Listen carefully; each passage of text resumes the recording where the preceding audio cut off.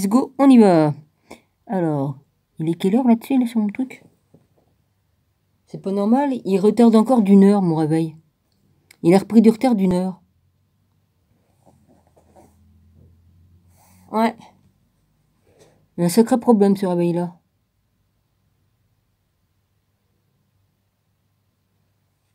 Du coup, je sais même pas quelle heure il est. Maintenant, je suis emmerdée. Là, j'ai 4 heures, et là, j'ai 3 heures. 4 heures...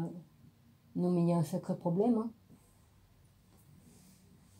hein. J'ai combien à la montre, là? Attends, j'ai une montre. Bah oui, j'ai une montre en cadeau pour Rome. Là, il y a...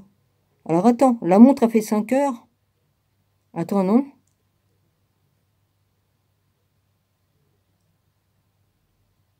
Elle fait 5 heures, la montre, là. Là, il y a 3 heures, puis là-bas, il y a 4 heures. Ok, j'ai le choix de l'heure. Oh, bah c'est génial. Eh ben, si j'ai tous mes appareils qui sont complètement dingos, je sais pas comment je vais faire pour m'y retrouver, hein, franchement. Hein. Non, mais oh. Et puis l'autre truc, là-bas, attends. Puis celui-là, 16h58. Oh, j'ai le choix, hein, je peux choisir si je veux. Ah bah tiens, j'ai envie qu'il soit 3 heures, je vais prendre celle-là, ou je vais prendre une autre truc, vas-y. 16h58. Puis là-bas, c'est du nimp. Enfin, faut plus s'étonner de rien, hein. Maintenant les réveils, ils font qu'est-ce qu'ils veulent.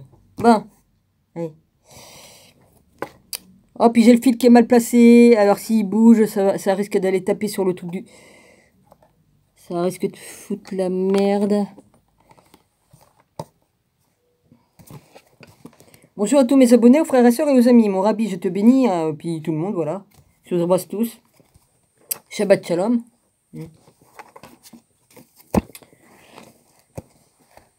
Ah ouais, j'ai remis mes écrits parce que j'avais marqué hein, que je vous bénissais tous, que je saluais tout le monde. Ah bah mon truc il était parti, donc je l'ai épinglé. Ouais. Hein, sur mon autre vidéo. J'ai cru que je l'avais effacé définitivement. J'ai cru que j'avais fait la connerie là.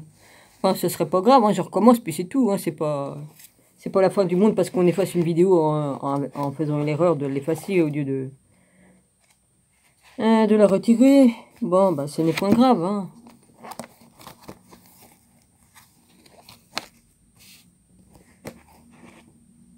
Alors, d'où j'en suis, moi, dans mon truc de mon livre? J'ai marqué cette page-là. Ok. Ouais, j'en suis là.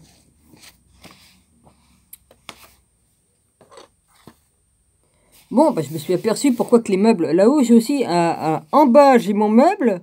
J'ai mon buffet. J'ai une partie de mon buffet qui est en bas. Et puis, j'ai une partie de mon buffet qui est en haut. Et ben, je me suis aperçu qu'il est bouffé aussi. Et ça vient des plaintes. Ça vient des plaintes des toitures.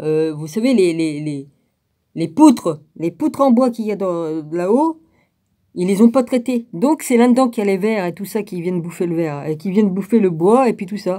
C'est eux qui ont bouffé le panier d'osier, là, des méchiants. Et puis, ils bouffent tout. Même le buffet, il est bouffé. Au garage, ça fait pareil, mais moins. Peut-être un peu moins, mais bon. Au garage, c'est plus l'humidité parce qu'il y a eu une fuite. Ouais, il y a eu une fuite des tuyaux, les tuyaux qui descendent là pour évacuer là, qui avaient pété et puis ça avait tout inondé. Ouais, les tuyaux d'évacuation des eaux usées. Et bah oui, des eaux usées, des chiottes et de salles de bain et tout. Ouais, bah je vous raconte pas, les meubles en bas, ils en avaient pris plein la tronche. Enfin bref, voilà. Donc je suis allé vérifier hein, si j'ai pas des bouquins là-haut qui sont méchants. Heureusement que j'ai pas laissé mes livres dans les cartons. Dans le buffet, c'était quand même un peu à l'abri. Mais quoique, j'ai vu qu'il y avait de la poussière de trucs. Hein. Bah oui, c'est obligé. C'est rentré dans le bois du meuble quand même. J'ai les yeux qui me grattent du coup. Je suis allé au grenier, mais ça me gratte les yeux. Voilà. Sinon, ça va. Voilà. Oui, je me doute bien. Il y en a qui disent que l'autre, il va nous reconfiner. De toute façon, ça fait plusieurs mois que je le ressens, ça. Hein. Qu'il va nous refaire un petit cadeau empoisonné. C'est pas moi qui vais la regarder son discours, hein, parce qu'il va discourir dans quelques jours. De toute façon, ma télé, ma télé, je l'ai foutue au tas. Et puis voilà. Hein. Et puis pas question de regarder son discours, que ce soit même ailleurs. Pas... Ouais, parce que c'est déjà c'est bien comme ça. Ouais, bah il fait sombre. C'est chiant, quoi. En plus, ils nous trafiquent le ciel avec leur machin. Si peu qu'on pourrait avoir des belles journées de soleil, ben ils floutent, hein. Allons-y gaiement, hein. Le problème, c'est que ça fait des ions qui nous empoisonnent. J'exagère pas, hein, ils devaient le faire autrement avant parce qu'ils n'avaient pas les avions, mais maintenant, depuis qu'il y a les avions qui ont existé et tout ça, ben, c'est devenu plus facile pour eux pour nous balancer des merdes, évidemment. Mais nous, notre corps, il devient plus résistant puisqu'on s'habitue. Ouais, ben évidemment. Mais... Alors maintenant, ils y vont autrement, quoi. Plus. Enfin bref. Dans tous les trucs, il y a toujours une fin et un début. Un début, une fin. Enfin bref, vous prenez dans le sens que vous voulez. Et puis voilà. Ouais, bah il n'y a pas grand monde qui m'écrit, hein. Je sais pas ce qui se passe, hein. Mais je sais comment enlève mes écrits, mais quand même. Bon, il y en a quelques-uns qui font l'effort de me mettre un pouce, c'est gentil. Par contre, non, je vais pas discuter sur le reste, hein. Oui, non, non, non. Alors j'étais arrêté où, moi? J'ai dû lire le poème. On lui entre dans le... On lui dit entre dans le palais. Je crois que je l'ai lu ça parce que après j'étais dans le temple. Je vais le relire. Je vais relire le discours qu'il y a là. Je vais lire la dernière ligne du chapitre avant. Et après je vais dans la sourate de la fourmi. Et puis après, ben, je prends la page suivante. Comme ça, c'est bien. Alors, décrivant la visite de la reine de Sheba, le Coran raconte comment. Alors, j'y vais. On lui dit « Entre dans le palais ». Puis, virgule, quand elle le vit, elle le prit pour de l'eau profonde. Et elle se découvrit les jambes. Alors Salomon lui dit « Ceci est un palais pavé de cristal ». Elle dit « Seigneur, je me suis fait du tort à moi-même. Je me soumets avec Salomon à Allah, Seigneur de l'univers. » Sourate des fourmis, 5, 44, puis un petit 7 à côté du 44. Voilà, c'est tout. Page 320. Maintenant, je continue. Le temple, page 321. Le temple. La Bible décrit comment Salomon construisit un temple sur l'ancien lieu sacré du mont Moria. Au nord de Jérusalem, ce fut sur un autel de rocher à cet endroit qu'on dit qu'Abraham tenta de sacrifier Isaac. David y apporta l'arche sacrée et le rocher devint le saint des saints du temple de Salomon. Il ne fut pas possible d'entreprendre des excavations pour rechercher le sanctuaire de Salomon, car le site est à présent occupé par le dôme du rocher islamique. Cependant, où se trouve la preuve indiquant qu'Imhotep III soit en fait le roi qui construisit le temple de Salomon. Le récit relatant la construction du temple se trouve au 6e chapitre du premier livre des rois. À partir de celui-ci, nous apprenons qu'il s'agissait d'une structure rectangulaire faisant face à l'est, comprenant un vestibule ou une avant-cour. Dans cette cour se trouvaient 2 piliers indépendants, l'un orienté au sud, s'appelant Joachim, et l'autre au nord, Boaz. Puis on entrait dans le hall. On dit pas le hall, H-A-L-L, on dit le hall. Dans le hall principal du sanctuaire éclairé par des petites fenêtres sous le toit et entouré d'un déambulatoire de 3 étages divisé en cellules finalement, à l'arrière du temple se trouvait le Saint des Saints, une pièce cubique sans fenêtre où l'arche était placée. On dit que Salomon avait fait commencer les travaux de construction au cours de l'an 4 de son règne et les termina durant l'an 11. 4, 5, 6, 7, 8, 9, 10, 11. Tiens, 7 ans. Encore le chiffre 7. Oh punaise.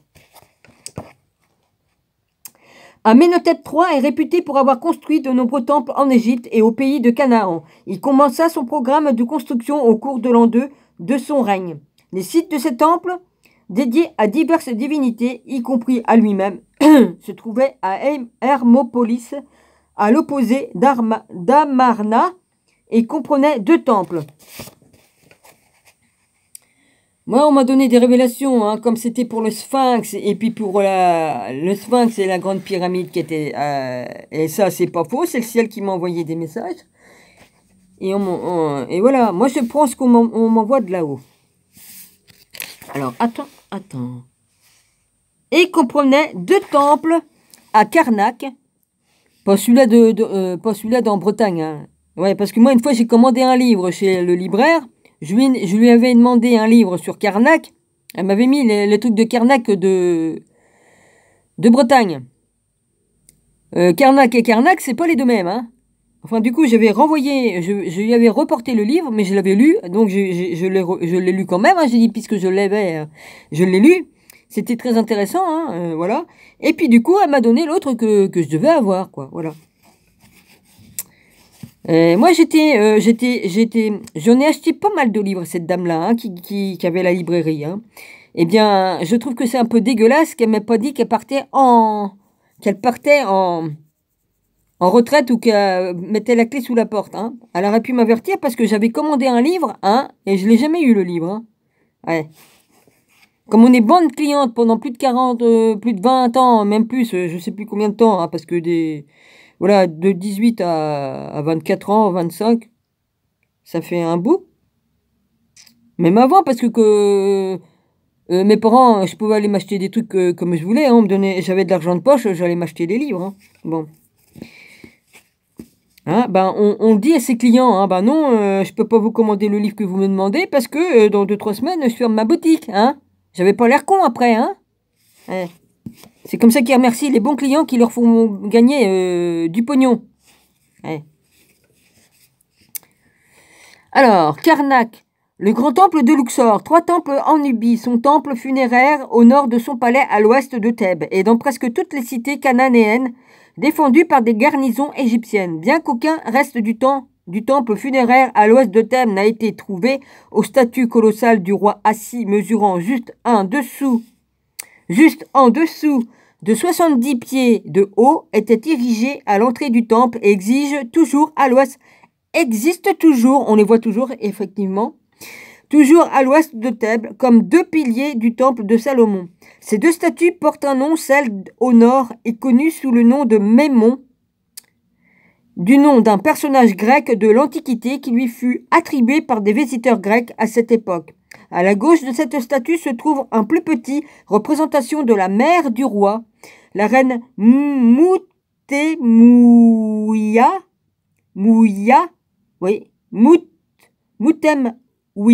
je ne sais pas comment que ça se prononce, hein. Moutemoua. Tandis que sur la droite se trouve représentée sa femme, la reine Tilly. La partie haute de cette statue émettait un son musical quand elle était réchauffée par les rayons du soleil, levant, jusqu'à ce qu'elle s'écroula à la suite d'un tremblement de terre, en l'an 27 après Jésus-Christ. La statue au sud était connue sous le nom de souverain des souverains et avait ses propres prêtres. Je me suis endormi tout à l'heure. Hein. Bah écoutez, hein. Alors, de l'autre côté de la stèle connue sous le nom de stèle d'Israël, qui provenait de ce temple et fut utilisée plus tard par Meremta pour faire le récit de la guerre libyenne. C'est cela même. Durant l'an 5, oui, parce que je relis, parce que des fois je lis vite et puis je m'aperçois que je dis pas le bon truc. Hein. Durant l'an 5 de son règne, nous trouvons l'inscription originale d'Amenhotep III, dans laquelle il décrit le temple en ces termes. Une forteresse éternelle de grès entièrement embellie d'or, son sol brillant recouvert d'argent et toutes ses portes d'électrum, un alliage d'or et d'argent. Il est large et... Oui, mais c'est de l'or et de l'argent.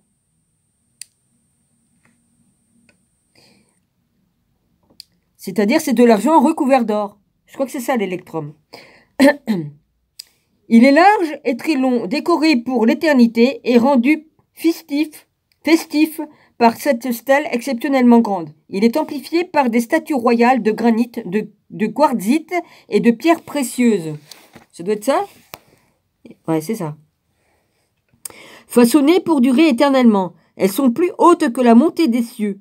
Leurs rayons se reflètent dans le visage des hommes comme ceux du soleil levant. Ces ateliers sont remplis d'hommes et de femmes, esclaves et les enfants des chefs de tous les pays que ma majesté conquis. Ces entrepôts contiennent des richesses inestimables. Il est entouré des villages des Syriens peuplés des enfants des chefs.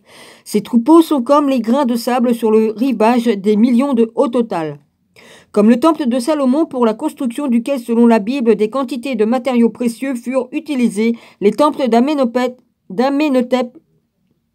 III utilisèrent une grande variété de métaux précieux, en supplément du bois de cèdre de Liban. Ça, j'aime bien le cèdre, ça sent vachement bon. Bah, c'est des porte-manteaux en cèdre. Bah, j'en ai découpé un pour en mettre dans les armoires et tout ça. Hein.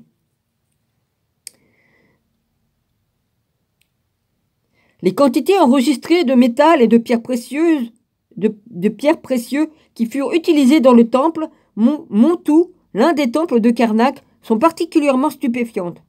3,25 tonnes d'électrum, oh la vache, 2,5 tonnes d'or, 924 tonnes de cuivre, 1250 livres de lapis lazuli, 215 livres de turquoise, 1,5 tonnes de bronze et plus.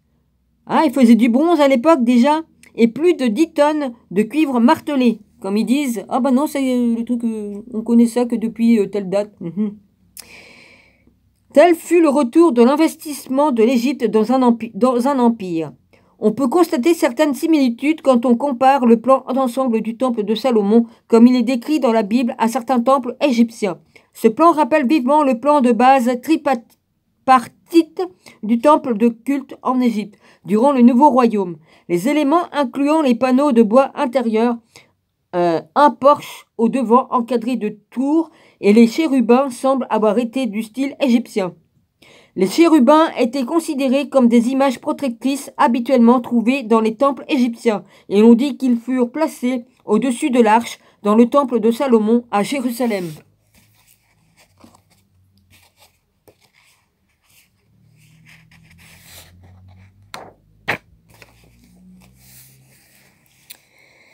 Néanmoins, bien que les éléments principaux du temple de Salomon à Jérusalem soient similaires à ceux des temples égyptiens, il existe également quelques éléments étrangers aux Égyptiens. Feld suggère l'hypothèse que peut-être des temples égyptiens et assyriens servirent de modèle pour les Phéniciens et à travers eux pour les constructions de Salomon semble entièrement justifiée. Cependant, il poursuit en disant que un temple égyptien de Beth Shean du XIVe siècle avant Jésus-Christ, l'époque d'Amenhotep III, correspond au temple de Salomon. La preuve qu'Amenhotep III construisit un temple dans presque toutes les cités cananéennes ayant des garnisons égyptiennes peut être vérifiée par les résultats des travaux d'excavation à Assor, Beth Shean, bon je sais pas comment on le dit, Laskish, Megiddo et Gézer, Yadin rapporte ce récit du temple d'Assor au XIVe siècle avant Jésus-Christ. Le temple comprenait 3 bâtiments principaux se succédant du nord au sud avec des portes sur un seul axe menant à chaque chambre. Ah puis j'ai chopé des poussières dans l'œil. Ah putain, je me mets le doigt dans l'œil.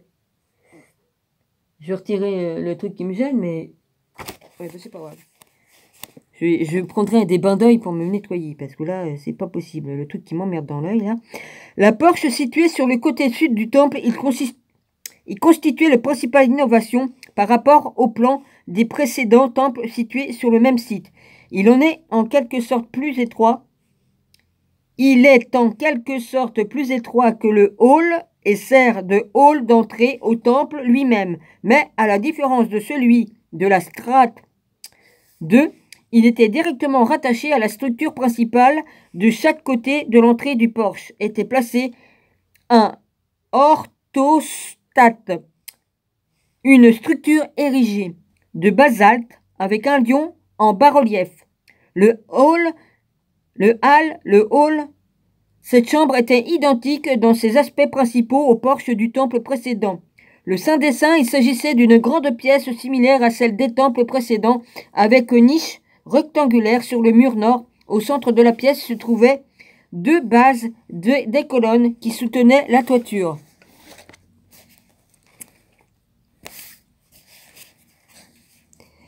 Alors, selon son plan d'ensemble, ce temple ressemble au temple de Salomon. Par conséquent, les preuves archéologiques confirment que plus d'un exemple de temple de style du Salomon biblique fut construit à Canaan au temps d'Amenhotep III.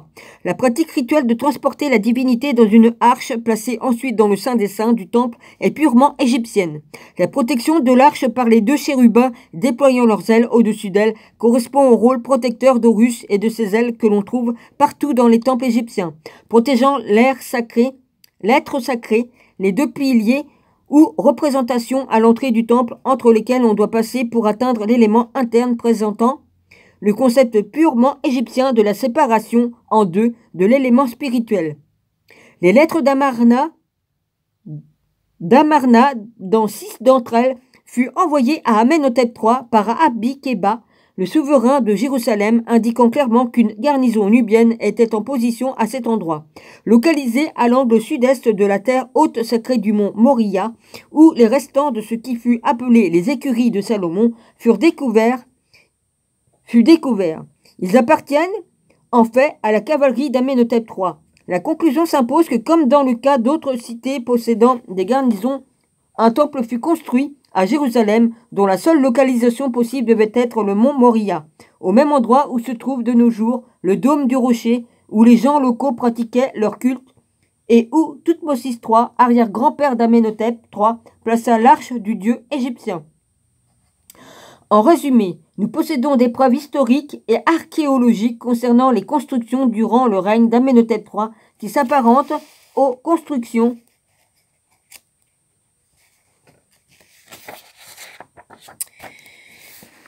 attribuées à Salomon, mais nous n'avons aucun élément pour les relier au Xe siècle avant Jésus-Christ, l'époque supposée où Salomon régna.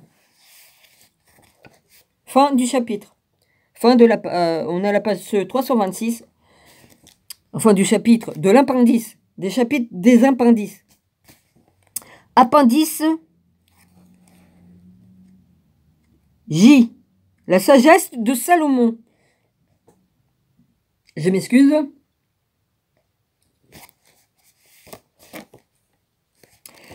Gouverner un empire s'étendant de l'Égypte à la région distante de l'Euphrate nécessitait un système complexe de taxation et de bureaucratie. Taxation, on connaît, hein. Ça y va, là. Hein. Ça y va, hein. Il est pressé de ramasser beaucoup de pognon, hein. Hein. Vous voyez de qui je parle? Ouais, hein. Taxation. Une vaste majorité des historiens s'accordent à dire que le système de taxation dans la Bible mentionne qu'il fut introduit par Salomon ressemble précisément au système en application en Égypte au temps de son empire. Depuis le tout début de son histoire, il était de coutume que l'ensemble des unités productrices en Égypte donnaient une partie de leur production annuelle sous forme de taxes. Comme le pharaon était considéré comme le propriétaire de la terre... oh mon Dieu, carrément, hein. Excuse-moi, hein. C'était lui qui distribuait ces taxes aux diverses institutions de l'État, telles qu'aux temples, palais et garnisons. Après que Thoutmosis III eut établi le nouvel empire égyptien, les étrangers à l'intérieur de cette frontière avaient l'obligation de payer une taxe similaire. Dans ce but, comme nous l'avons vu, l'empire incluant le double pays d'Égypte fut divisé en 12 régions. Chacune était sous la responsabilité d'un préfet et devait contribuer assez d'impôts pour couvrir les besoins du pays pour un mois de l'année. Alors, similarité entre cette organisation et le système attribué à Salomon est remarquable. J'ai pas pris de page, là, on sait jamais. De l'année, non, c'est bon.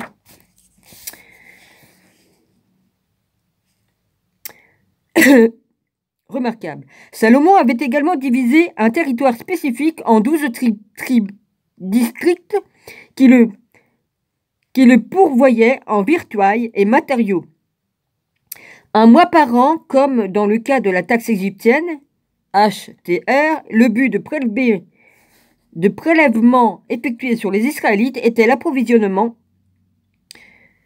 Salomon avait 12 préfets sur tout Israël qui approvisionnaient le roi et sa maison. Il revenait à chacun d'y pourvoir un mois par an. 1 Roi 4, 2.7.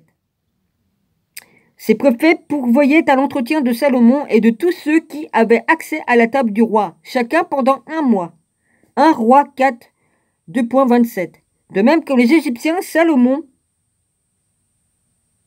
il le remarque, moi je le redis, hein. Bon, de même comme les Égyptiens, Salomon utilisa l'impôt prélevé pour renflouer les vivres de ses garnisons. La réserve des vivres des postes de garnison fournis par le moyen de la taxe, HTR, annuelle, était bien connue en Palestine sous l'Empire égyptien. 3 points plus loin. Il est plus que probable que Salomon utilisait en toute connaissance de cause ce moyen de taxation usuel égyptien pour fournir des approvisionnements aux organes de gouvernement central. En fait, les affirmations bibliques concernant la taxation au temps de Salomon proviennent directement de sources égyptiennes liées à l'époque de l'Empire et d'Amenhotep III. Bureaucratie.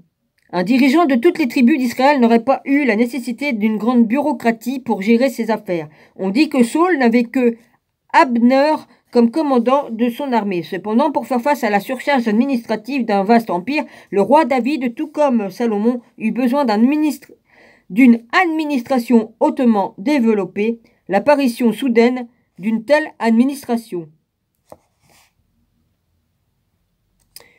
Non, il y avait point après. Point. L'apparition développée, hautement développée. Point. L'apparition soudaine d'une telle administration dans la société israélite, sans aucun précédent dans l'histoire d'Israël, a conduit les historiens à rechercher une origine étrangère à un tel système. La suggestion de la plus fréquemment avancée était que les fonctions de la cour, 3 points plus loin, de David et de Salomon, prenaient en partie modèle sur des magistrats de l'administration royale d'Égypte. Les noms des magistrats de la cour de David sont répertoriés dans le 2e livre de Samuel, au verset 8, 2.16-18 et 20, 2.23-6, et ceux de Salomon dans le 1er livre des rois, au verset 4, 2.2-6. Dans le cas de Salomon, nous trouvons dans la liste des officiels le prêtre, les scribes, le commandant en chef de l'armée, l'officiel en charge du palais et un autre chargé du tribut. Tous ces nouveaux offices sont similaires aux nominations établies par Thoutmôsis III et Amenhotep III. Le travail forcé imposé en Égypte pour les projets architecturaux du roi fut même apparemment imposé, la première fois que par Salomon sur les Israélites ainsi que sur les étrangers. Le roi Salomon leva des hommes de corvée dans tout Israël. Il y eut 30 000 hommes de corvée. 1 Roi 5, 2.27. Le nombre des magistrats important contraste avec la grande quantité officielle secondaire. Le 1er livre des rois, au verset 9, 2.23, mentionne le nombre de 550 officiers des préfets, uniquement pour superviser la main-d'œuvre. La relation entre les offices de la cour de Salomon et l'ancien système égyptien est donc évidente. David, suivi de Salomon, est décrit comme l'ayant conçu, en partie par rapport au modèle égyptien. En effet, un auteur l'a précisé, l'un de ses grands officiers, Shisha, comme une chicha, je crois que ça doit s'écrire pareil, S-H-I-S-H-A, 1 Roi 4, 2.3, porte un nom égyptien, et était donc très probablement un Égyptien. Dans tous les autres cas que nous avons vus, la similarité entre l'organisation des États du roi David et de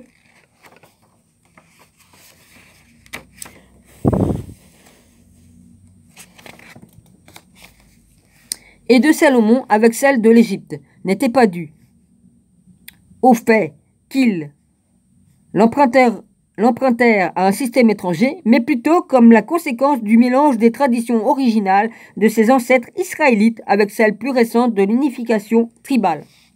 Le mystère de Zadok, Z-A-D-O-K.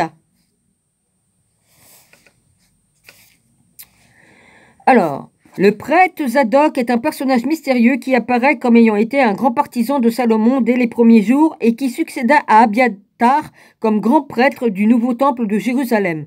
Le personnage de Zadok a toujours provoqué l'intérêt des étudiants de l'Ancien Testament et la question de cet antécédent n'a trouvé aucune résolution définitive. Il apparaît soudainement à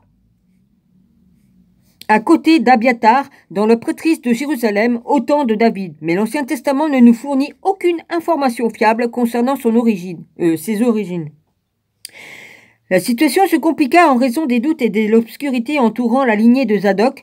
On lui donne en effet une généalogie différente, mais l'une d'elles est quasi certainement due à une corruption textuelle et l'autre à une fabrication pieuse plus tardive, alors que dans le deuxième livre de Samuel, 8.17, il est déclaré être le fils d'Ahitub.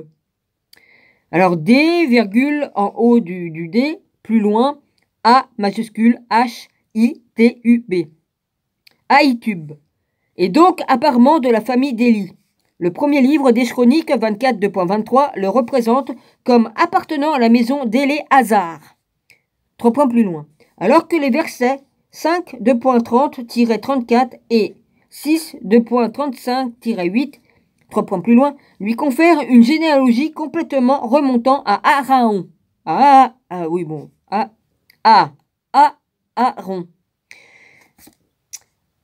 Zadok fut nommé grand prêtre durant le règne de Salomon et cet office fut tenu par ses successeurs jusqu'au temps de l'exil babylonien. Cependant, des soupçons sont exprimés qu'il n'était peut-être pas d'origine israélite. Je crois que, 3 points plus loin, nous devons reconnaître en Zadok le prêtre pré-davidien du sanctuaire jébussite de Jérusalem, écrivit le respect Harold Henry Rowley. Plusieurs historiens bibliques suivirent la direction de Rowley comme moyen d'identifier Zadok. On pense que Zadok était un étranger, admis dans le sacerdoce de Yahweh. Je préfère Yahweh. Puis là, il met entre parenthèses Jéhovah. Bon, je suis bien contente. Yahweh, voilà, pour moi c'est Yahweh. Par David. Nous ne sommes pas conséquents confrontés à la situation où, dans le livre de Lévitique, alors que la famille de Aaron est supposée avoir été nommée par Moïse à l'office de sacerdoce, on dit maintenant que Salomon l'aurait confié à un étranger et à sa famille. Une explication plus probable apparaît une fois que nous acceptons l'assimilation de Salomon à Amenhotep III.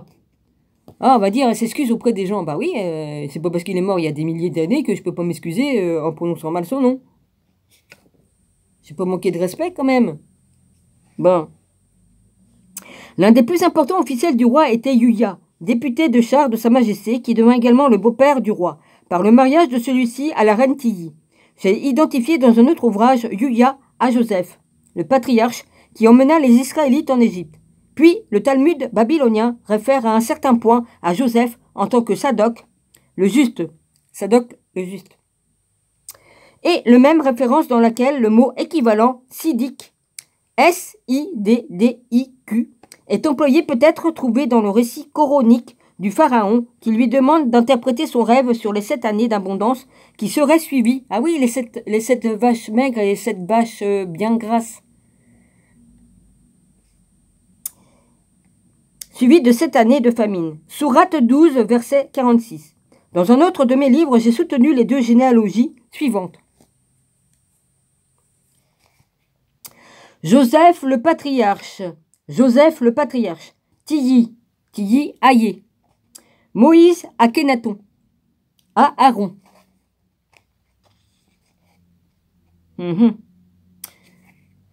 Là, c'est marqué Joseph le patriarche, Tilly, Moïse, Akhenaton. Et là, c'est marqué Joseph le patriarche et Aïe à Aaron.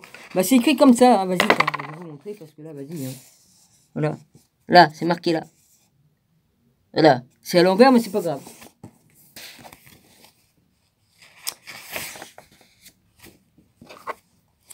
Alors, j'ai indiqué depuis que Moïse et Aaron n'étaient pas en fait frères, comme le suggère l'Ancien Testament, mais frères de lait. Ah oui, c'est différent. Un concept bédouin encore reconnu qui signifie que la femme Idaye Latam Ti à ne pas confondre avec la reine Tilly, non, ça n'a rien à voir, à l'état Moïse, ainsi que son propre fils. Par conséquent, Zadok, au temps de Salomon, peut être assimilé à Joseph, le patriarche, le grand ancêtre des Aaronites, qui furent donc correctement identifiés comme chargés de l'office du sacerdoce.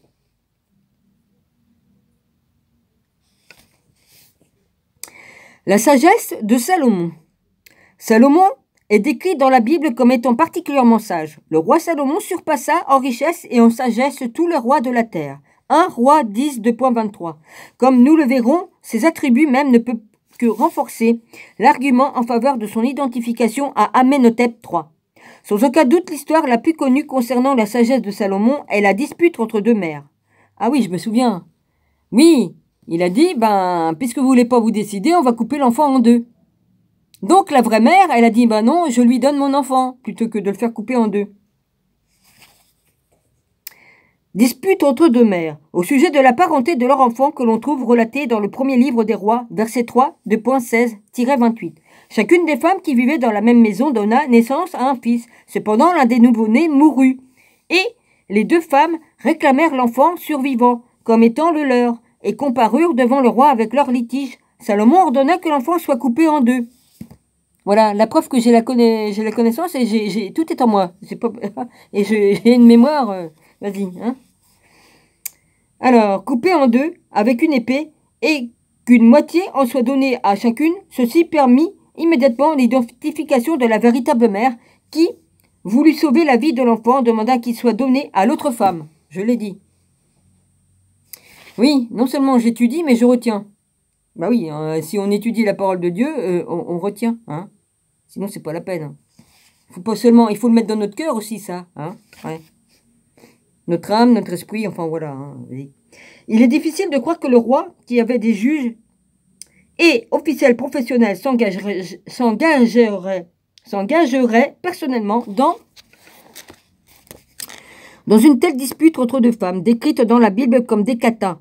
Allez, encore des bonnes femmes qu'on traite de catas. Allez, vas-y.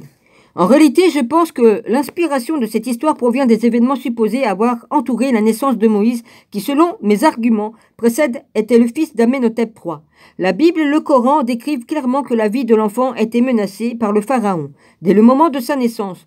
Le Coran indique que comme Moïse fut placé dans un panier mis à l'eau, celui-ci fut intercepté par les gardes du pharaon, et sans leur révéler quelle était la mère de l'enfant, l'épouse du pharaon suppliait qu'il ne soit pas tué. Ce ne fut que quand le roi ordonna sa mise à mort qu'elle révéla sa parenté et remit l'enfant à sa nourrice pour le cacher et le sauver. Le fait que le roi participa personnellement au jugement d'un tel cas indique également que nous avons ici deux femmes. Sa femme, la reine Tilly, mère de Moïse, Akhenaton, et la dame Ti, sa mère nourricière, qui allaitait déjà sa sœur Néfertiti, qui vivaient toutes deux au palais royal. On attribue aussi à Salomon l'écriture du livre de sagesse et de poésie hébreu. Il est hors de doute que le roi était en fait l'auteur de tous les livres des proverbes, des Ecclésiastes et de la sagesse des psaumes. Comment son nom y fut-il associé? Comment cet aspect de la sagesse de Salomon, en tant que brillance intellectuelle et productivité littéraire, fut-il associé à une interprétation bien différente, en tant que discernement, pour rendre la justice dans la fameuse histoire du rêve ogibé? Dans cette tentative pour retrouver l'origine historique probable concernant l'attribution de la littérature de sagesse à Salomon ou à sa cour, cet auteur, R.B.Y. Scott, nous dit « Les raisons sont peut-être les relations bien connues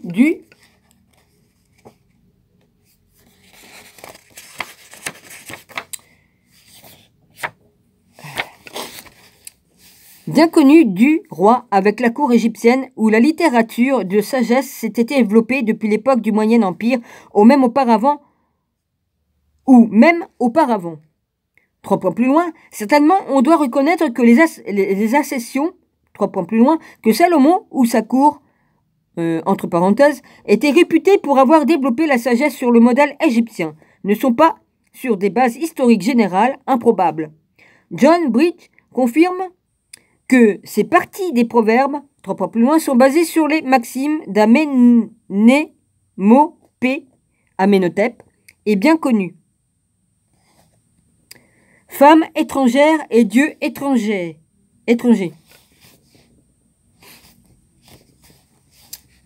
Cependant, le roi Salomon aima beaucoup de femmes étrangères, outre la fille de Pharaon, des Moabites, des Ammonites, des Édonites, des Sidoniennes, des Hittites, de ces peuples dont le Seigneur avait dit aux Israélites, vous n'irez pas chez eux et ils ne viendront pas chez vous. Sûrement, ils détourneront vos cœurs vers leur Dieu. Mais Salomon s'attacha à elle par amour. 1 Roi 2, 2.1-2. Excusez-moi.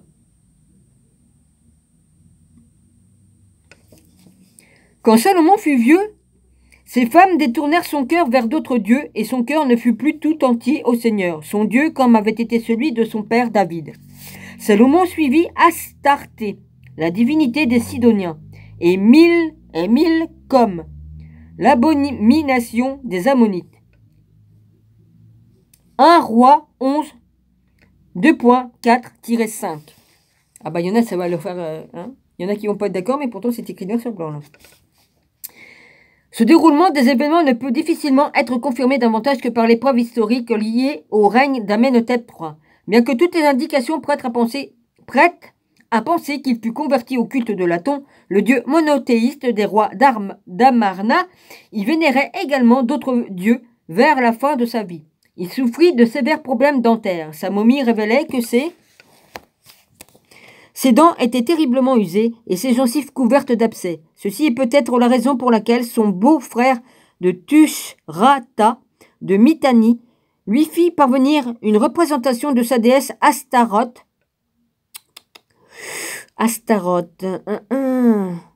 au cours de l'an 35 du règne d'Amenhotep III. Astarté, je connais. Oui, bah, il y a des trucs qui reviennent, vas-y. Par conséquent, Thoutmôsis III, le roi David historique et son arrière-petit-fils Amenhotep III, qui devint le roi Salomon dans la Bible, appartenait au roi égyptien de la 18e dynastie, qui régna de 4 à 5 siècles plus tôt que l'Ancien Testament ne nous l'affirme. 400 siècles plus tôt. Ne nous l'affirme. Testament ne nous l'affirme. De même, la chronologie fut bouleversée, les présentant comme ayant appartenu à la période suivant non seulement l'Exode, mais aussi l'installation en terre promise. Ils ont bien menti, tout mélangé, tout. Hein. On met tout dans la gamelle, on mélange et puis vas-y. On fait notre soupe. Ouais. Nous pouvons maintenant voir pourquoi, en dépit des efforts acharnés des académiciens, historiens et archéologues bibliques, aucune preuve n'a été trouvée pour soutenir l'événement connu sous le nom de la période de la monarchie unie de David et Salomon. L'absence de preuves ne signifie pas qu'ils ne soient pas des personnages historiques, mais que les historiens, troublés par les formes actuelles sous lesquelles les traditions bibliques sont relatées, en arrivèrent à rechercher des preuves correspondant à une époque inadéquate.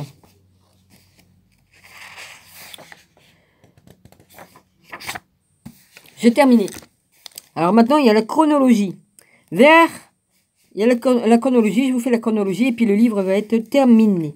Vers 1480 avant Jésus-Christ, Abraham et sa femme Sarah firent le voyage de Canaan à Égypte, où il la présenta comme sa sœur, le pharaon Thoutmôsis III David, qui est David.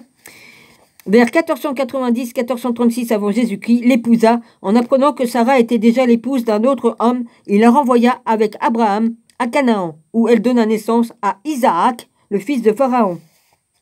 Vers 1413 avant Jésus-Christ, Joseph, le patriarche Juda, il s'appelait Juda, petit-fils d'Isaac et fils de Jacob, fut vendu comme esclave en Égypte par ses demi-frères, jaloux, au dernier jour du règne d'Amenhotep. Vers 1436, Amenhotep II, Dominique, c'est des chiffres romains, c'est pas il. Ah oui.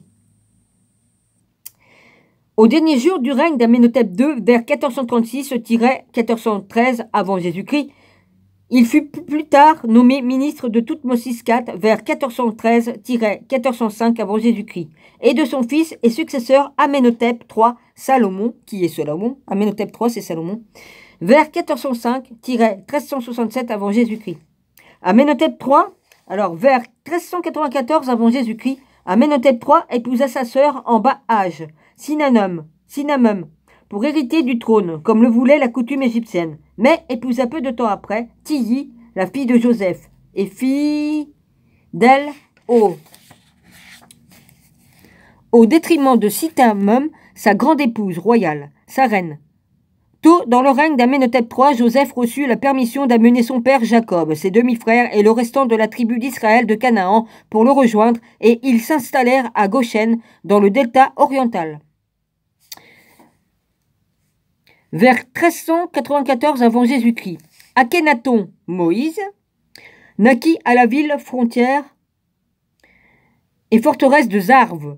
Comme il était de descendance mêlée égyptienne-israélite, étant le fils du roi égyptien Amenhotep III et de la reine Tiye, fille de Joseph, il représenta une menace pour la 18e dynastie. Son père avait par conséquent donné l'ordre aux sages femmes de tuer l'enfant s'il s'agissait d'un garçon.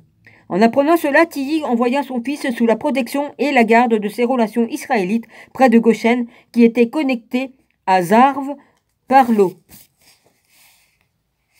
Vers 1382 avant Jésus-Christ, Akhenaton, âgé d'environ 12 ou 13 ans, apparaît pour la première fois à Thèbes, capitale de Haute-Égypte. Vers 1379 avant Jésus-Christ, Akhenaton devient co-régent de son père. Afin de sécuriser davantage son droit du trône, Tiye arrange son mariage à sa demi-sœur Néfertiti, fille de Sitamum, la véritable héritière. Vers 1375 avant Jésus-Christ, la construction du temple dédié à Aton, le dieu monothéiste d'Akhenaton, à Karnak et Luxor, suscita une telle hostilité que sa mère, la reine Tiye, suggéra qu'il construisit une nouvelle capitale pour lui-même, à Tel el-Armana, située approximativement à mi-chemin entre Thèbes et le Caire contemporain. Vers 1367 avant Jésus-Christ, à la mort de son père, Akhenaton devint le seul souverain régnant et ferma les temples des anciens dieux d'Égypte. Ceci provoqua une telle hostilité que, en 1363 avant Jésus-Christ, il fut obligé de proclamer son frère Semenkar co-régent. Vers 1361 avant Jésus-Christ, averti par son oncle Haïé, Éphraïm et Joseph d'Arimathie que sa vie était en danger, Akhenaton abdiqua et s'enfuit au Sinaï avec quelques partisans parmi lesquels se trouvait Pénéchessi, Phinéas Pinas, l'un des prêtres de l'Aton à Armana, Semenkar ne survécut à son abdication que quelques mois tout au plus, si ce n'est quelques jours. Akhenaton fut succédé sur le trône par son fils Toutankhamon. Vers 1361 avant Jésus-Christ, Toutankhamon, Jésus, âgé de 10 ans, accéda au trône sous le nom de Toutankhaton. Il tenta d'établir un compromis entre l'Aton et les anciens dieux. Je lis ce qui est, c'est tout, et je ne juge rien, je ne dis rien. Égyptien et durant l'an 4 de son règne, changea son nom de Toutankhaton en Toutankhamon. Vers 1352 avant Jésus-Christ, Toutankhamon alla au Sinaï pour essayer de persuader les disciples d'Akhenaton de revenir en Égypte et d'y vivre en paix. S'ils acceptaient que les autres peuples aient des perceptions et cultes différents de Dieu, il fut torturé et pendu par le prêtre Pénéchessi à la veille de la Pâque en avril pour trahison de ses croyances religieuses. Voilà, il a été pendu. Vers 1352 avant Jésus-Christ, Haïé régna pendant 4 ans avant de disparaître mystérieusement. Vers 1348 avant Jésus-Christ, Haïé fut succédé par Horembeb, le pharaon de l'oppression biblique qui était général d'armée et obtint l'accession au trône en épousant la sœur de la reine Néfertiti, Mut-Nedjemet. Mais c'est ça. Vers 1335 avant Jésus-Christ, la mort d'Horembeb fit le début de la nouvelle 19e dynastie, quand il fut succédé par son vizir Ramsès Ier. Alors âgé, le roi, qui ne connaissait pas Joseph, en apprenant la nouvelle, Akhenaton revint en Égypte du Sinaï afin de tenter de réclamer son trône, mais échoua en raison du contrôle de Ramsès Ier sur l'armée. Il emmena alors les Israélites dans le désert. C'est ce que ça a fait l'exode pendant 40 ans dans le désert. Vers 1333 avant Jésus-Christ, en arrivant au trône en succédant à son père, Séti Ier se lança à la poursuite des Israélites et de leurs alliés bédouins, les Chossous, assurément en raison du fait qu'Akhenaton, soit par son autorité ou par la force, avait essayé d'obtenir de l'eau pour ses disciples des campements au Sinaï gardés par les Égyptiens. Akhenaton fut parmi ceux qui moururent lors du terrible massacre qui s'ensuivit. Voilà, j'ai fini. Après, il y a des notes. Hein, Quelle vérité? Les citations bibliques proviennent de la Sainte Bible et de la version autorisée de la Bible du roi Jacques. D'autres détails des œuvres citées ci-dessous sont répertoriés dans la bibliothèque, page 263-66. Livre 1. Le Fils écarlate. Chapitre 1. Le scandale des manuscrits de la mer Morte. T. Tim, Londres, 2 avril 1991. T. Communatari on Habakkuk. Dupont-Sommer, le secte juif de Qumran et les Esséniens, 150. Le journal des études juives 2, numéro 2, 67-99. Burov, Ten, Dat, Seat, School, ouais, je sais pas, 330. Allegro, T, Sacré, Mushroom, and T, Cross. Ouais, bah c'est pas en français, hein. Oui, Ten, Dad, Sald, School, and T, voilà, moi je... Vas-y, hein. Ça m'énerve. Bon, vas-y. Smith. Jésus, no, a, mythe 15. Wittentrad. Chapitre 3, témoin silencieux. Ouais, bon, c'est tout ce que j'ai lu, quoi. Chapitre 4, superstition malicieuse. Les annales de Tacite. Pline, les lettres de Caius, Plinius, Coicilius, Secondus, livre 10, lettres. Ah oui, c'est intéressant. Beigne. Ouais, d'accord.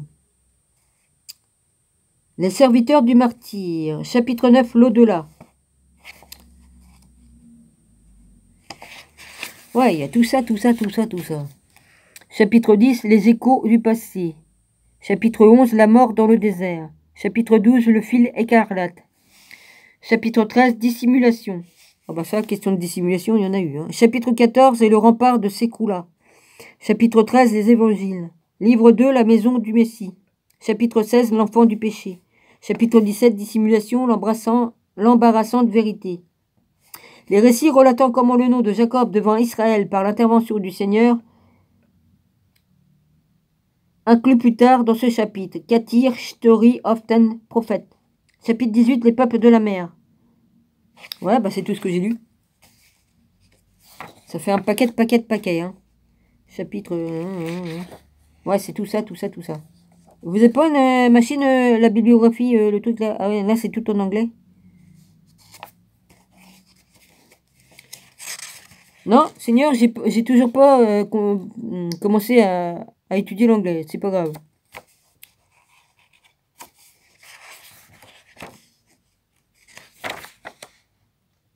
Non, bah voilà, j'ai terminé le livre.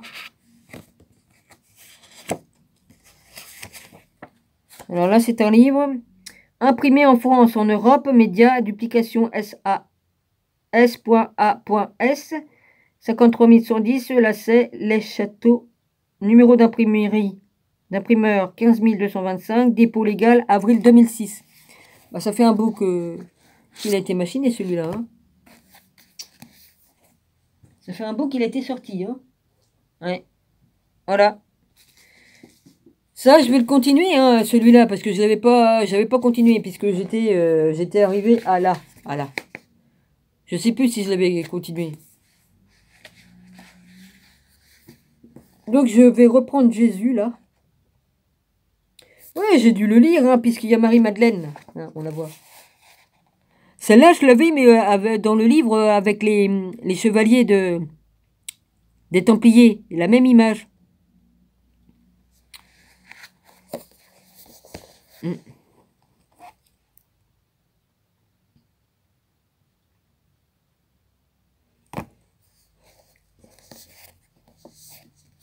Bon, on verra.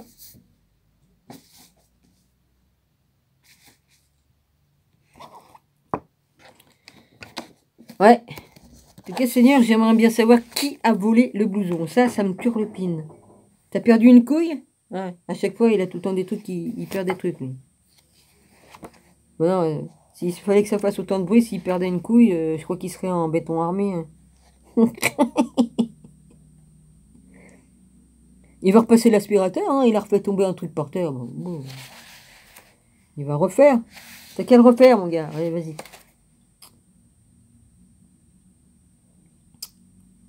Chapitre 1, la tribu des dragons de Sophia. Ça, je vous le ferai, le truc de Sophia. Code clé 1. Il y a le code clé 1, l'initiation d'Isis. Acceptez la divinité souveraine de votre humanité.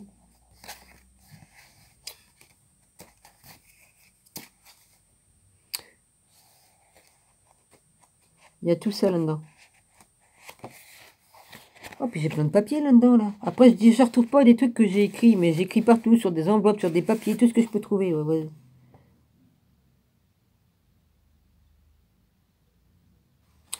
Ouais. Dans le truc de la Sophia, il y a tout ça. Il y a le préface, le grand mandat. Après, il y a le préface, édition française, introduction, comment lire les codes. Au sujet des initiations des codes clés. Première partie, la cosmologie du code Sophia. Chapitre 1, présentation de Sophia. Sophia est la source. La mère divine, une créatrice de toute vie. Sophia vous a créé en tant qu'égal souverain. Sophia déclare le code Sophia est en vous. Le code Sophia est un nom ensemencé. Le code Sophia est une transmission vivante. Révéler les lignes cachées du code Sophia. Présentation de son haut conseil sur la souveraineté. Chapitre 2. Le code Sophia. Votre génome divin souverain. Révélez vos chromosomes cristallins. Un système d'exploitation pour incarner votre soi supérieur. Ancrez sur terre votre lumière du Christ Sophia. De Christ Sophia. Bah, il y a le féminin et le masculin. Un véhicule quantique pour une ascension incarnée. Je lis ce qui est marqué. Chapitre 3. La tribu des dragons de Sophia. Présentation de notre haut conseil des maîtres ascensionnés. L'organisation d'un haut conseil. Notre haut conseil est organisé est ordonné par Sophia. Nous diffusions une transmission de lumière à multiples rayons. Éveiller l'humanité en tant qu'espèce code clé. Chapitre 4. La présentation des codes clés. Christ féminin divin, enseignant de la conscience de Sophia. Le féminin sacré, qu'ils ont retiré. Cheminez sur la voie pour préparer votre voie. Nous sommes des mentors pour votre potentiel le plus élevé. Nous sommes totalement accessibles. Le chemin direct pour incarner votre soi supérieur. Nous activons votre propre code clé. Choisir un code clé pour mentor. Chapitre 5. Une école de mystère moderne. L'âge d'or des miracles. Votre école de mystère moderne. S'abandonner à un âge de grâce. Les 5 façons d'enseigner de notre école de mystère.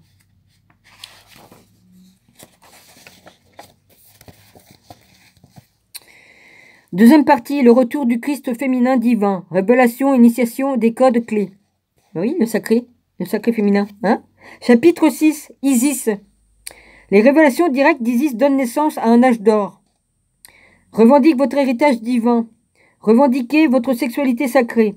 Revendiquez votre divinité souveraine. Code clé 1, l'initiation d'Isis. Chapitre 7, Hathor. Le legs d'amour d'Hathor sur la terre. Votre voix en tant que créateur omniscient de réalité quantique. Le pouvoir de chaque syllabe définit une manifestation. L'anatomie de votre chakra de la gorge. L'union électro-extatique avec votre soi multidimensionnel. L'électron est le premier véhicule de votre incarnation. Code clé 2, l'initiation d'Hathor. Chapitre 8. Tara verte. L'ascension de Tara verte dans la nation stellaire de Sirius. Vos études d'éco-ascension à l'intérieur de Gaïa Sophia.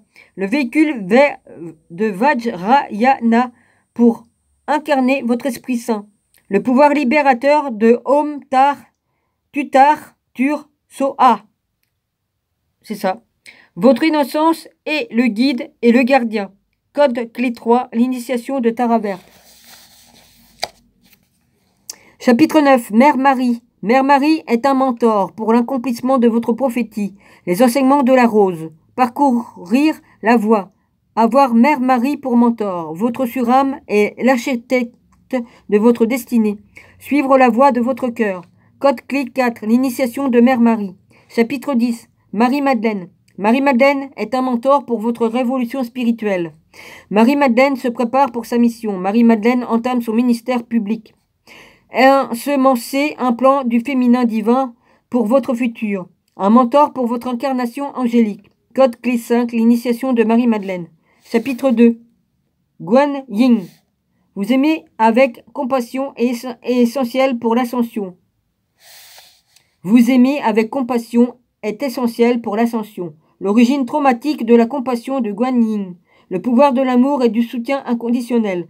S'adoucir par l'eau de la réceptivité. Éveiller une incarnation du Christ féminin divin. Je vous donne tous les titres de tous les chapitres. Recevoir le grand mandat. Initié en tant qu'enseignante du dragon d'or de Karuna. Guan Yin enseigne la voie de la compassion de Karuna. Code clé 6. L'initiation de Guan Yin. Chapitre 12. Femme bison blanc. Femme bison blanc ensemence sa lignée prophétique. Le retour prophétique de femme bison blanc. La prière est votre plus grand remède. Téléchargez la médecine du féminin divin. Code clé 7. L'initiation de femme bison blanc. Chapitre 13. Les dragons de Sophia. Le dragon de Sophia sont les séraphins de la souveraineté. Donnez naissance à la création depuis leur matrice cœur. Votre être, un créateur divin de nouvelles réalités.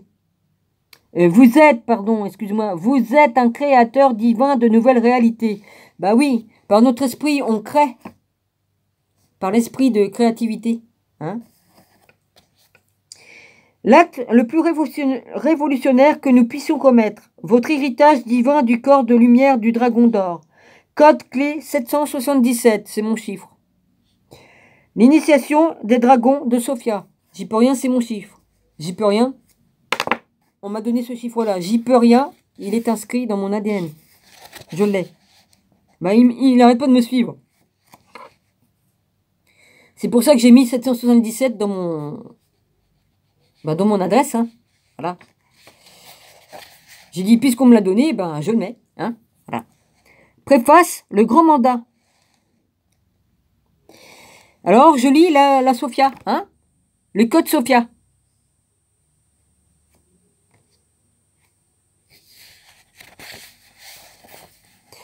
J'ai rencontré Sophia un soir de neige en décembre 2009 alors que je vivais au pied du mont Shasta, en Californie du Nord. Mes guides m'avaient demandé de déménager à la montagne et de commencer à canaliser un livre des maîtres ascensionnés.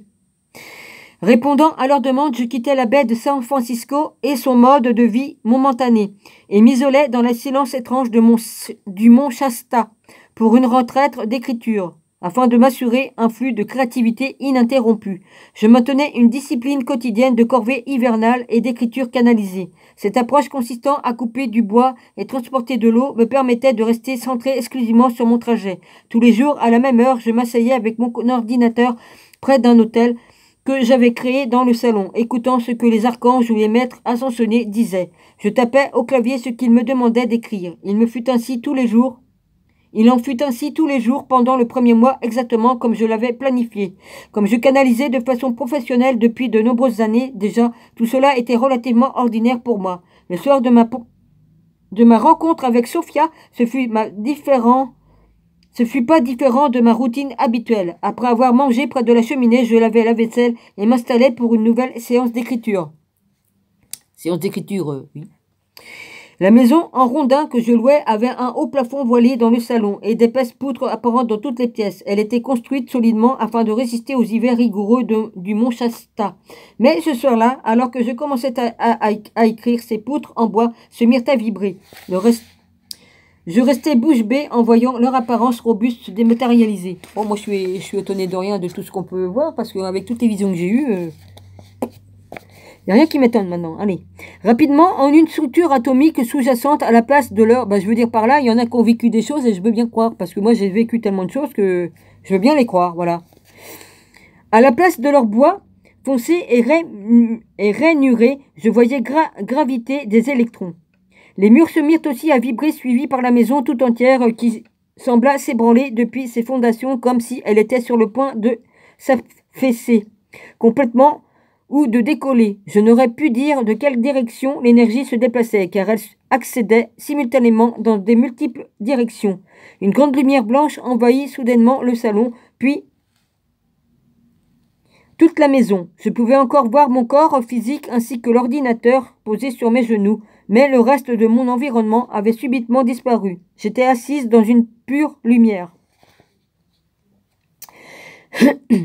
Une voix s'éleva alors de cette ardente lumière blanche que je ressentais comme de la foudre électrisant chaque cellule de mon corps. Cette voix déclara: « Je suis Sophia, la mère divine, une créatrice de toute vie.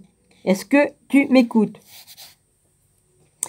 Sa voix était tonitruante d'un volume insupportable pour moi. Jamais je n'avais eu une telle expérience de canalisation.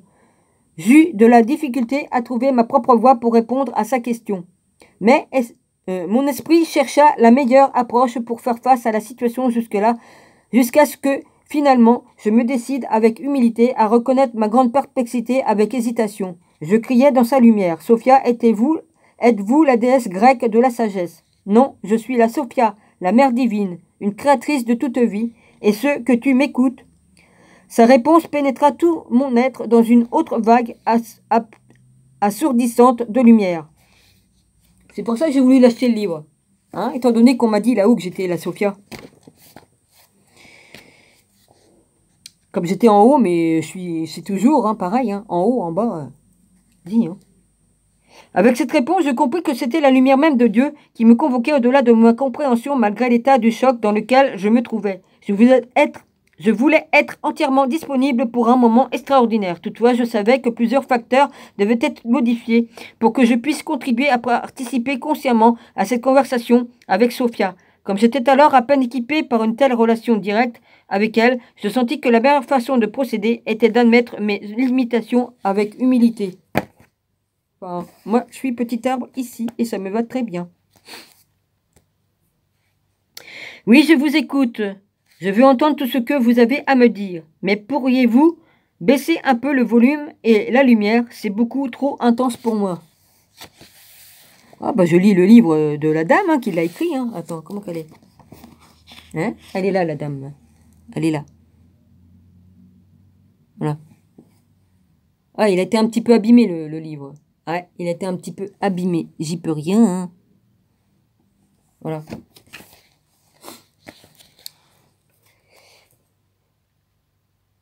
C'est beaucoup trop intense pour moi. Ah bah je fais de la pub. Hein. Ah oui, si je mets le truc là, ça va abîmer le livre. C'est vrai, j'avais oublié.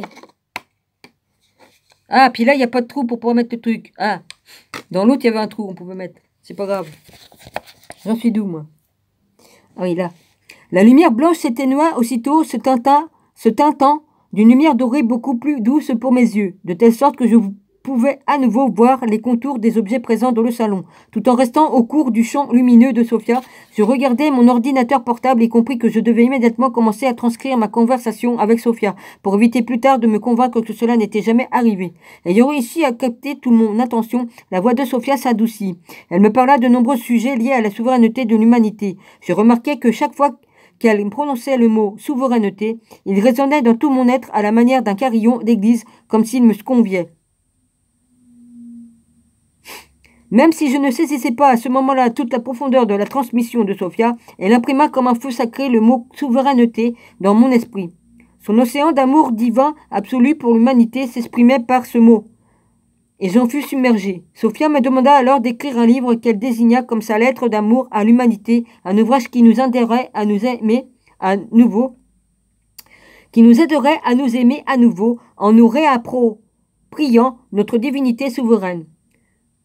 Je n'avais absolument aucune idée de à quoi je m'engageais, mais j'étais si ému par sa déclaration d'amour que je lui dis oui immédiatement. Avec mon consentement, Sophia m'invita à rencontrer son haut conseil de maîtres ascensionnés, des enseignants experts en souveraineté. Elle me révéla qu'une grande partie de ce que j'écrivais proviendrait de leur enseignement direct sur la conscience du Christ Sophia.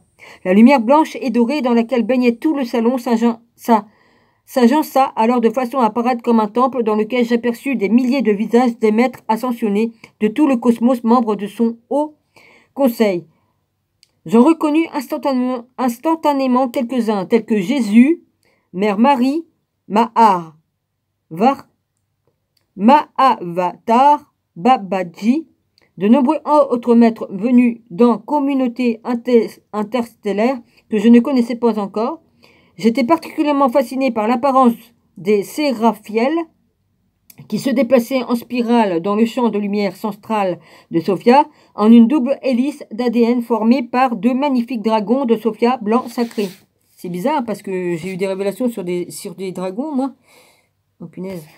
Enfin bref, ça fait quelques années. Hein. Un groupe central, de 3 ans, je sais plus.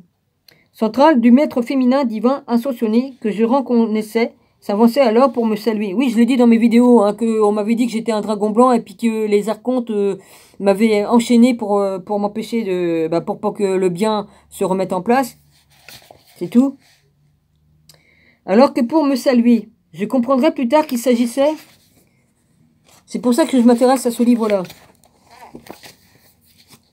Parce qu'on m'a pas donné... On m'a pas rendu toute ma mémoire, hein. J'ai que des brides.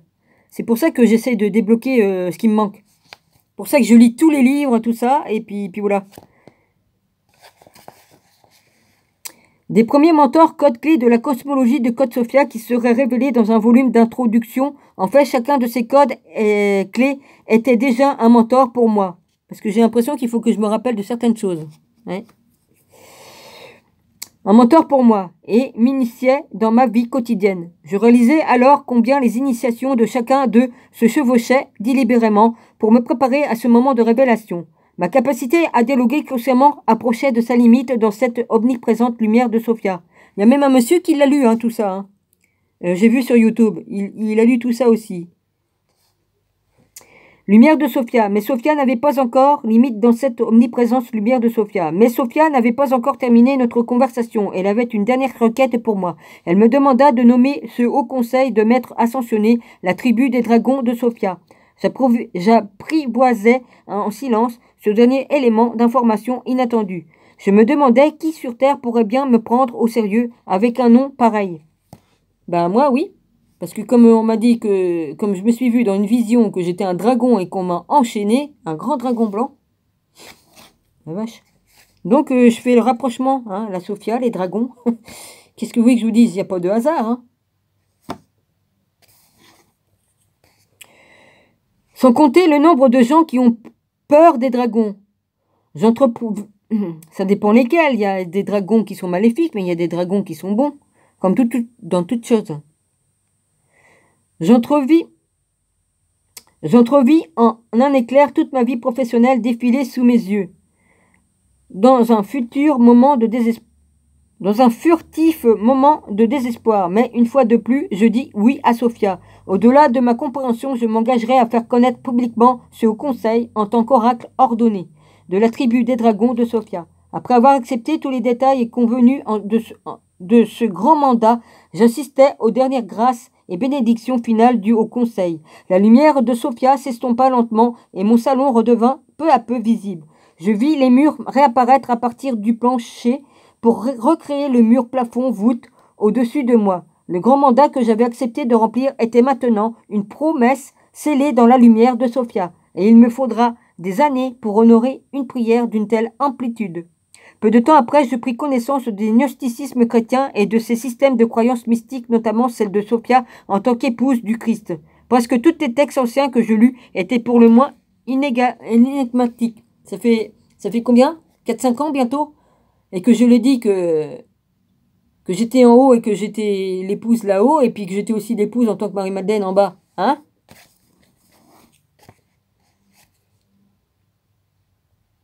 Presque, j'invente rien.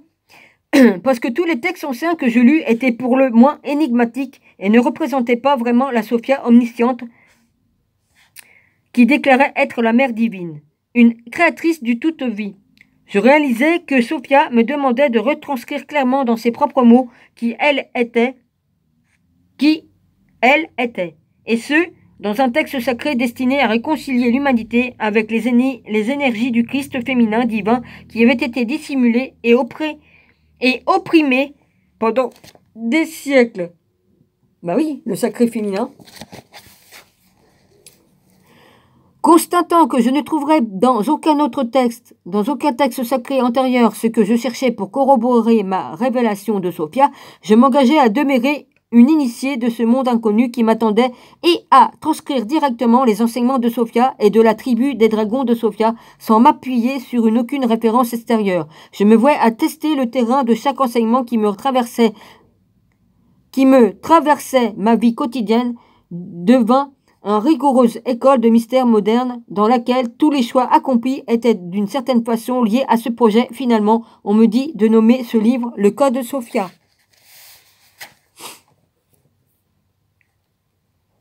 Le grand mandat de canalisation de le Code Sophia m'a été donné à un moment crucial de ma vie personnelle. Cette époque était consacrée à rassembler les innombrables morceaux de mon cœur saccagé, et arriver au bout de chaque journée était une lutte permanente. En canalisant les enseignements du Codex, j'ai eu la preuve qu'il s'agissait effectivement d'une transmission vivante de Sophia et des maîtres ascensionnés. Une transmission capable de guérir mes blessures les plus obscures et d'activer la plus grande lumière en moi. Pour vous informer quelque peu sur mes antécédents, je dirais que je me trouvais dans un état spirituel relativement éveillé à ma naissance. Mes formations dans des écoles de mystère au cours de multiples vies antérieures étaient consciemment intactes, mes centres psychiques déjà activés, et je possédais une intelligence créatrice magnétique qui fascinait les adultes autant qu'elle les exaspérait. Dès l'âge de 3 ans, je conversais avec les anges gardiens et les maîtres de lumière qui veillaient sur moi, mais j'étais également harcelé par les entités démoniaques, les ancêtres et les fantômes qui tourmentaient mes soi-disant gardiens. Les adultes qui s'occupaient de moi comme on me battait quand je parlais de ce que je voyais ou j'entendais au-delà des voiles. J'ai passé la plus grande partie de mes jeunes années dans un silence absolu, sans transmettre les expériences que je vivais grâce à ces dons qui se transformaient aussi en malédiction pendant cette période de ma vie. Mon interaction constante avec le plan spirituel m'a permis de vivre en plus grande partie de ces jeunes années de l'autre côté de la réalité physique et de survivre ainsi dans les royaumes supérieurs de lumière tandis que mon corps subissait d'atroces souffrances dans ce monde de forme.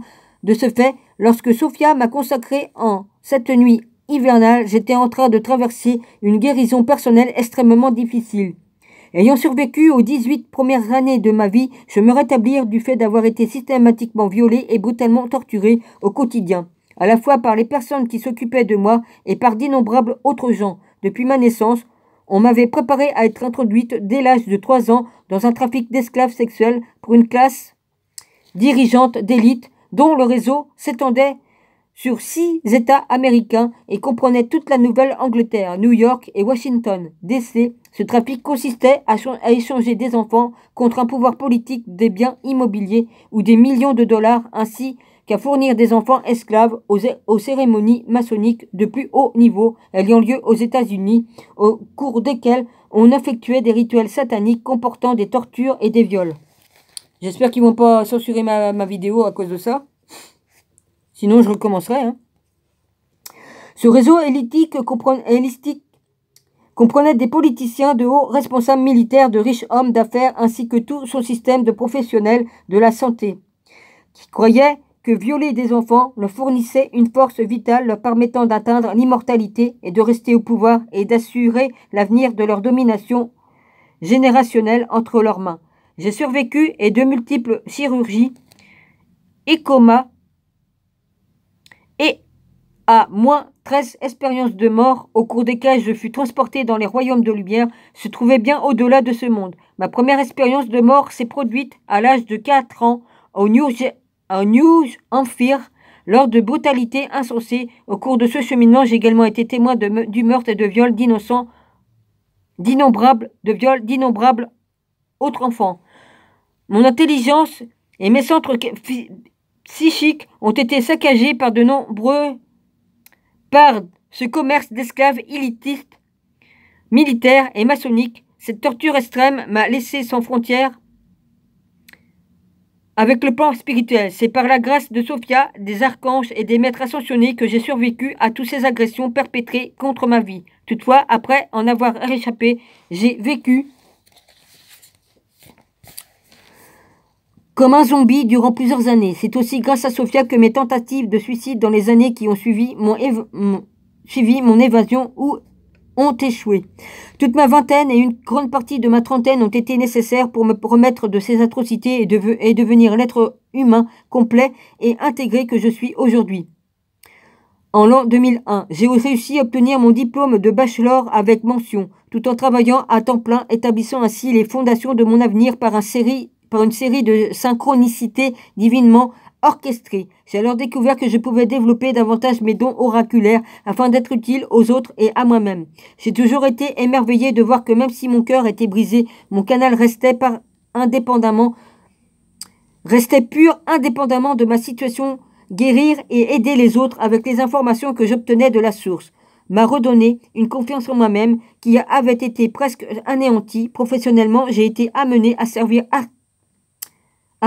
servir, activer et mentorer une clientèle internationale et de nombreuses communautés. J'ai longtemps hésité à rendre public mon chemin de guérison personnelle, y compris dans cette préface. J'ai décidé de partager mon histoire car je veux que le monde entier sache que nous pouvons guérir de tout, grâce au pouvoir de notre soi supérieur qui circule à travers nous. Le nom que je donne à Dieu, c'est Sophia, mais peu importe comment vous l'appelez. Dieu a le pouvoir de guérir votre vie et tout ce à quoi vous avez survécu. Ma prière est que la réalisation de ma courageuse guérison et l'activation du code Sophia en moi vous inspire et vous amène à avoir le courage d'en faire autant. Nous sommes ici pour sauver une planète. Il ne s'agit donc pas d'une existence ordinaire où l'on n'assumerait qu'un rôle modeste. Nous sommes venus ici pour incarner notre magnificence, ce qui implique faire sienne les nobles prouesses de ce que nous sommes prêts à guérir et réhabiliter tel intérieurement, donnant ainsi prêt à guérir et réhabiliter intérieurement, donnant ainsi à l'humanité entière l'exemple de ce qui est possible dans ce mouvement du Christ féminin divin.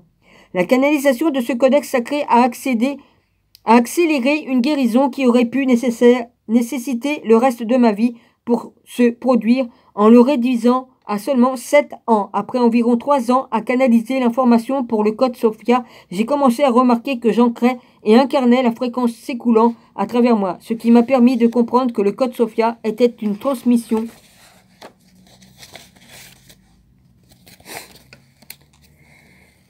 mission oraculaire vivante que je pouvais diffuser au monde à travers le véhicule de ma forme. Pour ceux à qui ce codex est destiné, je sais que cette transmission vivante peut vous aider à incarner votre soi supérieur pour guérir, intégrer vivante peut vous aider à incarner votre soi supérieur pour guérir, intégrer et dissoudre vos blessures intérieures les plus profondes. Depuis, le code Sophia est là pour soutenir votre potentiel le plus élevé, consistant à vivre la réalité du paradis sur terre. Une réalité où vos prières créent des miracles et des bénédictions pour vous-même. L'humanité et la terre-mère, la fréquence de cette transmission est réglée pour apporter à votre vie et à son but divin la bénédiction d'une résonance qui rappela à votre âme combien vous êtes digne de vous épanouir dans toutes les sphères de votre existence. La médecine du Christ féminin divin offerte par Sophia est là pour guérir nos cœurs de ce qui semble impardonnable. Sa présence guidance nous montre comment nous élever comme un seul dragon d'or de lumière pour réveiller le cœur de notre humanité en trouvant refuge dans l'amour absolu, l'innocence invincible et la compassion inconditionnelle dans la grâce de Sophia. Nous sommes amenés à plonger au cœur de notre capacité souveraine de créer le paradis sur terre en incarnant la fréquence de notre divinité, une étape d'amour à la fois. J'ignorais à quel point j'avais besoin de la médecine du Christ féminin divin pour ma guérison personnelle, jusqu'à ce que ces codes clés me guident chacun à travers leur initiation publique dans ce livre grâce à leur amour et les mentorats.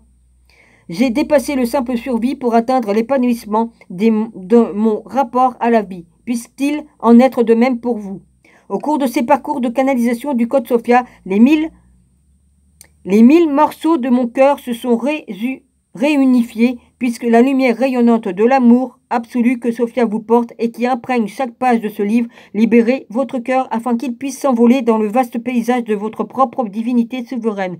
Nous sommes ici pour donner naissance à des miracles. Nous sommes ici pour télécharger des solutions divines. Nous sommes ici pour honorer notre divinité et être fiers du grand appel que nous avons reçu par lequel nous sommes invités à activer l'humanité. Puissions-nous réaliser ensemble nos prophéties et remplir la grande mission qui nous incombe pour le corps 1 du Christ Sophia, que toutes les bénédictions de bonheur vous accompagnent. Amen.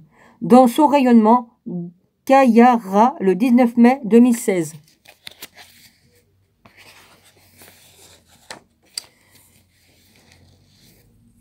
Préface, édition française.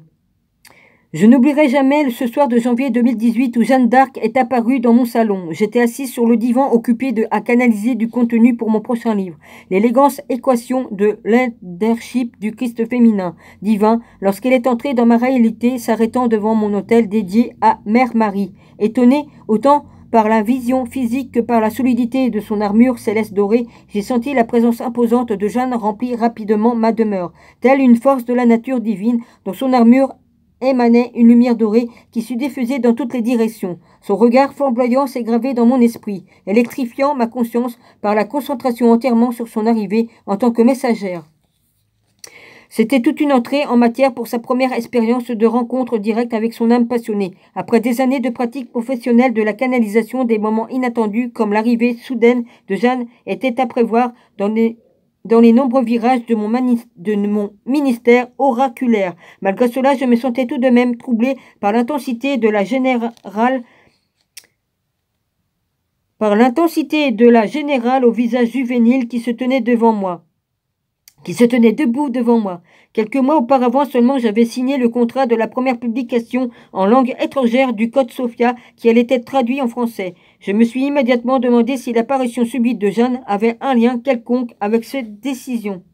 2 ans seulement avant cette rencontre, la tribu des dragons de Sophia m'avait demandé d'insérer le nom de Jeanne dans le chapitre 10 au Code Sophia. Je ne savais presque rien de son histoire, et elle ne faisait pas partie des mentors codes clés figurant dans le volume d'introduction surprise et quelque peu dérouté par la décision du Haut Conseil d'inclure le nom de Jeanne. J'avais suivi leur conseil écrit.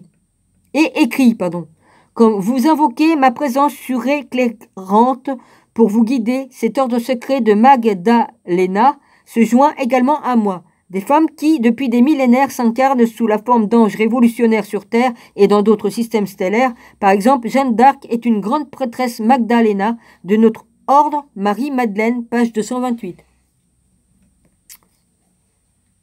À cette époque, j'étais tellement occupée à terminer le manuscrit du Code de Sophia que je me sentais parfaitement à l'aise de ne pas en savoir davantage sur les liens entre la mission de Jeanne et le Code jusqu'à une date ultérieure.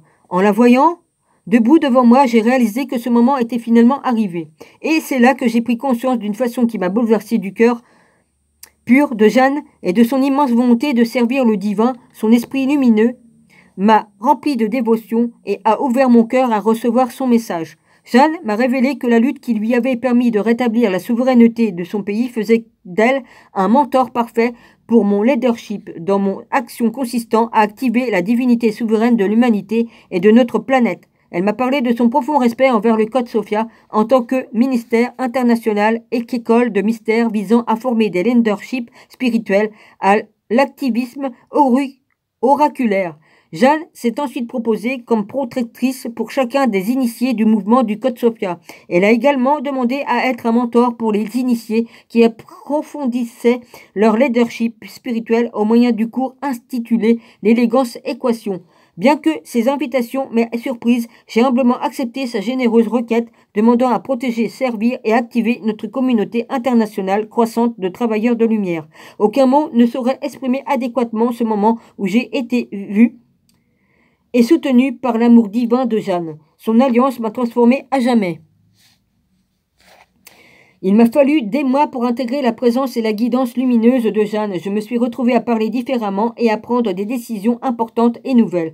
Son influence était bienvenue et profonde. Mentor infatigable, elle m'encourageait toujours à assumer avec une confiance et une franchise accrue ma position de leader du féminin en lien avec des thématiques importantes. 9 mois avant mon départ pour un pèlerinage,